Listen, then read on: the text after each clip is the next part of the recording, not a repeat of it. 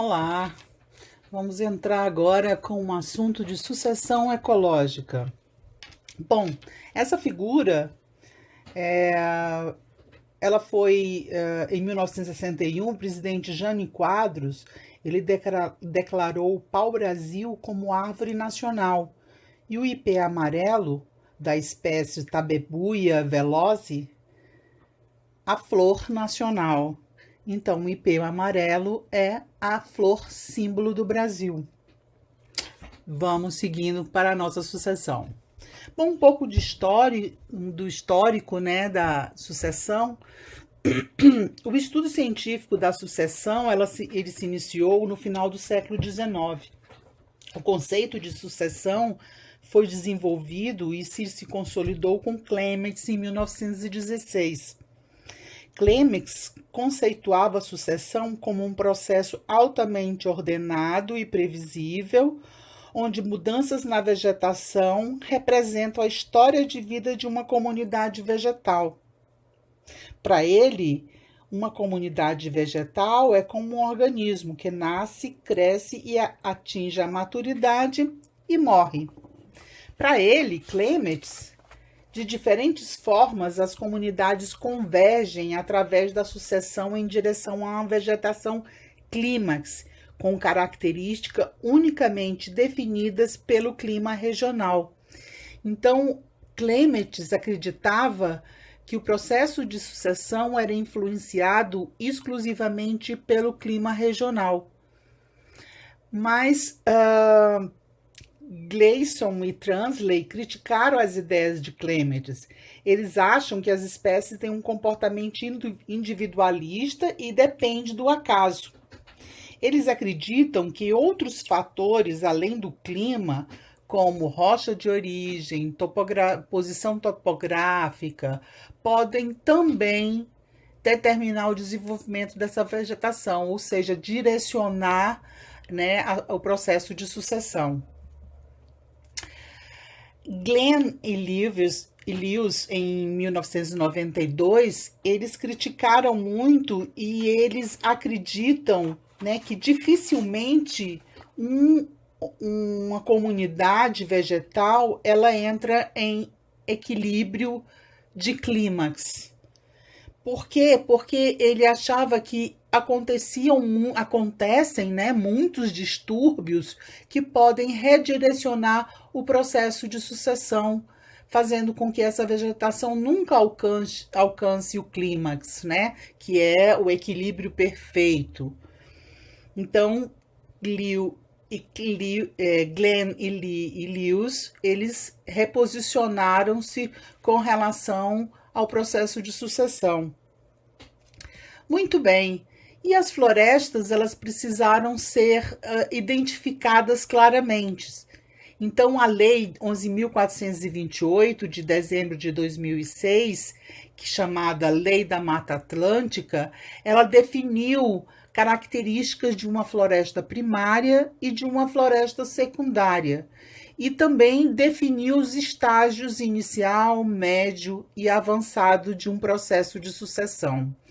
Então, a gente tem aí as florestas primárias, que são aquelas que não sofreram nenhum tipo de intervenção antrópica, ou seja, ela está super bem conservada e preservada.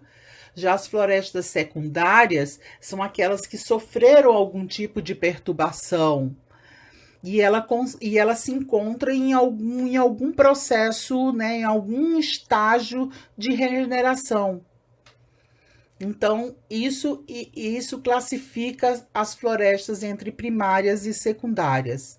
E as florestas, né, elas são entidades dinâmicas, né, e elas podem ser alteradas, né, essa floresta pode ser alterada por eventos populacionais, como natalidade, mortalidade, migrações, ou mesmo perturbações externas, como as queimadas, cortes, né, eventos climáticos. Aí a gente tem em 2002, devido a um evento climático, a gente tem aí em 2002 uma vegetação sofrendo aí por falta de recursos hídricos. E do lado direito, em 2003, a gente já tem aí o processo de recuperação dessa vegetação. Aí uma perturbação antrópica bem características, né, principalmente do momento atual que a gente está vivendo. A gente tem aí uma queimada em uma área, abrindo uma clareira, onde a gente vai encontrar aí muitas sementes e brotos que ficam na parte abaixo da superfície, e aí elas conseguem de alguma forma se isolar dessa queimada. Lógico, vai depender muito do nível de queimada, mas consegue aí se recuperar rapidamente por causa dessa precedência de organismos vivos. Muito bem, a definição de sucessão moderna, atual, que é a substituição sequencial de espécies em uma comunidade, que compreende todas as etapas, desde a colonização das espécies pioneiras até elas chegarem ao clímax. Muito bem, a sucessão ecológica, né, para cada ambiente existe um tipo de clímax, né? Então, o que é o clímax? É o desenvolvimento máximo que as condições físicas daquela área, daquela região permitem. A gente não vai encontrar uma mata desse tipo, dessa figura, numa área de restinga ou de costão rochoso.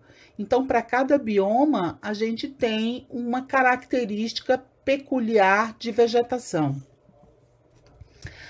Aí, diferenciando também o processo de sucessão. Do jeito que a gente tem a floresta primária e a floresta secundária, nós temos também a sucessão ecológica primária e a sucessão ecológica secundária.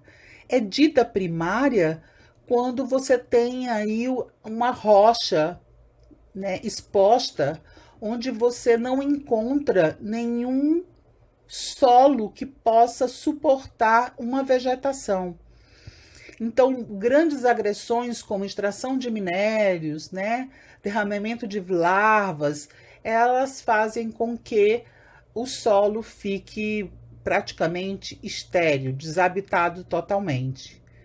E a sucessão ela é secundária, não. Quando a gente tem um desmatamento ou mesmo uma queimada, e a gente vai ter uma comunidade antiga, pré-existente, que ajuda, né, no processo de sucessão. Muito bem.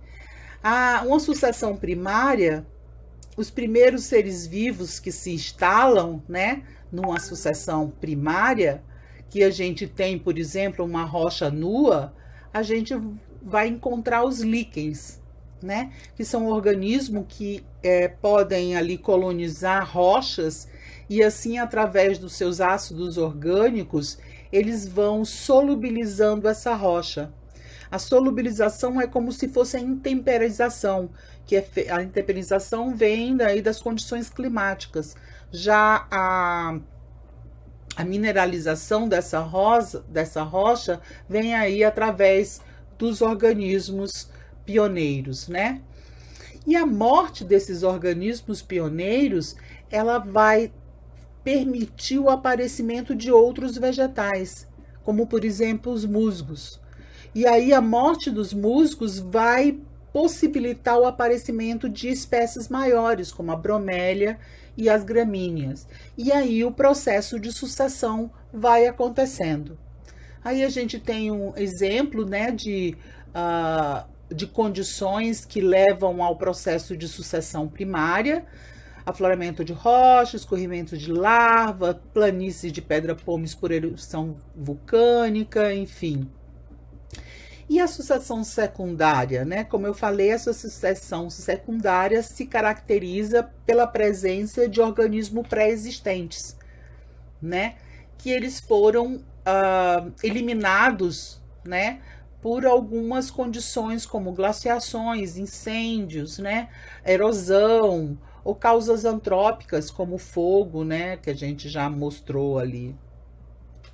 Aí são as fases, início chama-se ecese, quando ocorre a chegada desses primeiros seres, que são os seres pioneiros. Aí entra no processo de transição, e esse processo de transição aí é onde a gente encontra uma modificação mais acentuada das condições ambientais do local. A gente vê aí o aparecimento e a extinção e a alteração de muitas populações aí sucedendo e modificando, tornando as condições ambientais mais propícias para receber aí comunidades mais avançadas que tendem à estabilidade, né? E essa sucessão, ela resulta na modificação do ambiente físico pela comunidade e de interações de competição e coexistência a nível de população. Então, a gente fala muito da vegetação no processo de sucessão, mas a gente não pode esquecer que muitas outras interações são aí, elas tendem a alterar, modificar, redirecionar o processo de sucessão. Aí alguns distúrbios, né, que iniciam, interrompem e redirecionam o processo de sucessão em florestas, em campos, né, encostão rochoso, recifes de corais. Então, algumas fotos, pisoteamento de vegetação, falhas tectônicas, furacão, enfim. Muitos desses distúrbios causam redirecionamento do processo de sucessão. Muito bem. O processo de sucessão, eles são classificados quanto às forças, né, que fazem com que esse processo de sucessão aconteça. Então, a gente tem a força interna, que a gente chama de autogênica, né? Então, por exemplo, a competição entre as comunidades, o sombreamento que vai acontecendo com o desenvolvimento da vegetação secundária inicial. E temos também as forças halogênicas, são forças externas, como alterações climáticas a longo prazo, elevação do lençol freático, enfim, são condições ambientais que alteram esse processo de sucessão. A gente tem com relação ao substrato, né? Ele pode ser primário ou secundário. E quanto à vegetação, nós temos vegetações que são pioneiras, secundária inicial tardia e vegetação de clímax. As vegetação pioneiras são espécies que são dependentes da luz. Então, quando elas começam a se desenvolver numa área, ela não tem praticamente sombra nenhuma, é só sol. Então, sua característica principal aí é a luz, né? Ela se desenvolve principalmente em clareiras ou em borda de florestas. Ela tem como característica um crescimento muito rápido dessa vegetação. Ela forma banco de sementes, né? Essas sementes podem ser dormentes, tá? Como a embaúba. A gente tem as secundárias iniciais, que ela requer um sombreamento médio, uma luminosidade não muito intensa, como clareiras pequenas, bordas de florestas, né? Aí a gente tem sementes que estão prontas para germinar, como o guapuruvu. E a gente tem as secundárias tardias ou clímax, que elas se desenvolvem normalmente em subbosque, em condições de sombra leve ou densa, e ele permanece por toda a vida ou cresce até alcançar o dócil. Ela não ultrapassa o dócil. E aí a gente tem a formação de bancos de plântulas, como o jequitibá branco, o jequitibá rosa, o cedro rosa, a peroba rosa, né? São características aí de vegetação secundária tardia. Aí a gente tem as populações de clímax, né? Que são populações de tamanho médio, localizadas em manchas na floresta. Ela forma banco de plântulas, ela cresce sem a luz, ela passa todo o seu ciclo de vida na sombra e as copas elas ficam abaixo do dócil, ou seja, elas ficam abaixo da vegetação secundária tardia, tá? Muitas das sementes elas precisam dos animais para poder quebrar a sua dormência, e aí a gente tem o exemplo do imbuia e do palmiteiro, né? Aqui algumas características dessas plantas, né, sucessionais, iniciais e tardias.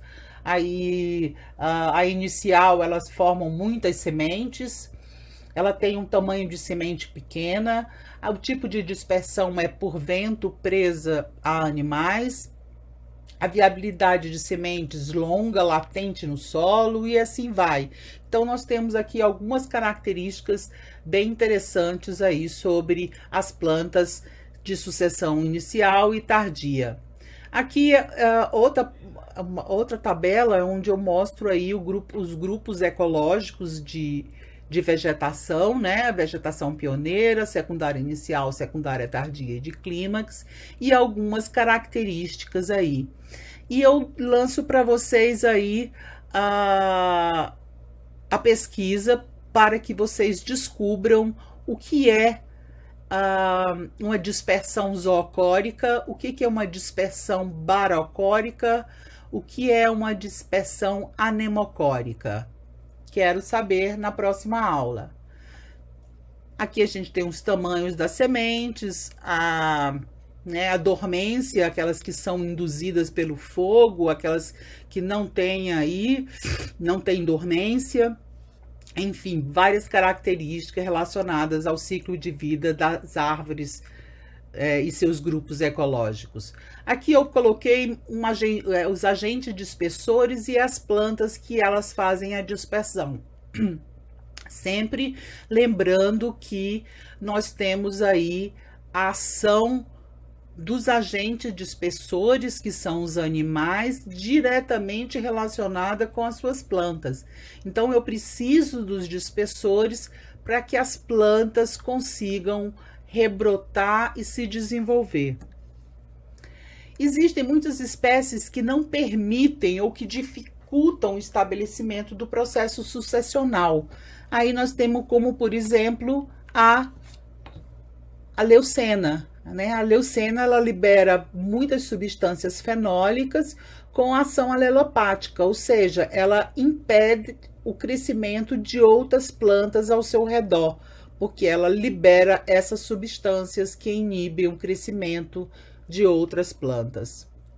Aí, né, mostrando a rapidez, existem pequenas plantas de leucenas que se desenvolvem, já começam a dar vagem desde pequenininha, exatamente para isso, para que ela prolifere e tome toda a área. É tanto que se você vê uma leucena, você não vê só uma, você vê sempre mais de uma, exatamente por isso, pela sua agressividade. Aqui mostrando as condições, né? Eu mostrei para vocês já o substrato aberto, as pioneiras, né? Onde ocorre a maior alteração das condições ambientais, é onde os organismos pioneiros se estabelecem e novos organismos vão aí se suceder até a sua condição de clímax. E o que a gente observa aqui? Que quando eu tenho uma variabilidade ambiental muito grande, eu tenho um ecossistema muito pobre em termos de estrutura e funcionamento. Se eu vou diminuindo a variabilidade das condições ambientais, eu estou aumentando a complexidade estrutural e funcional do ecossistema. Ou seja, quando eu tenho uma diminuição das variações das condições ambientais, eu tenho uma maior estabilidade, né, do ecossistema funcional, e aí eu vou aumentar a biodiversidade, aumentando a complexidade estrutural desse ecossistema. Aí é um exemplo de uma sucessão primária, né, nas dunas da costa do Lago Michigan, e para chamar a atenção de vocês, levou 440 anos para que as primeiras árvores caducifólias, né, conseguissem se desenvolver. E aqui a sucessão secundária, que já é a mais comum, né? Quando ela é atacada pelo fogo. E aqui a minha bibliografia, caso vocês queiram se aprofundar um pouco mais sobre sucessão. Tchau, obrigada, até a próxima.